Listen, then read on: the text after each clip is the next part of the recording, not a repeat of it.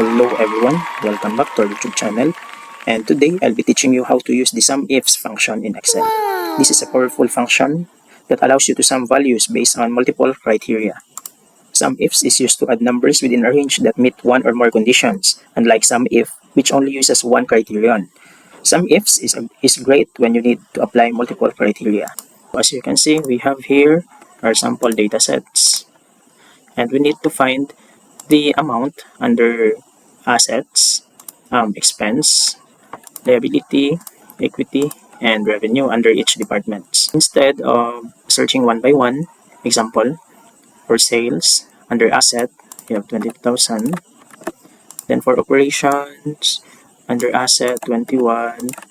Then for finance, under asset, this one.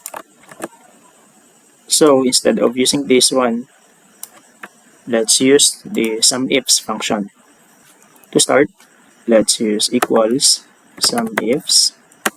Then the range, a sum range would be the amount, and then the criteria range, the department, and then the criteria would be this one, and for criteria range to this one, and for criteria to this one.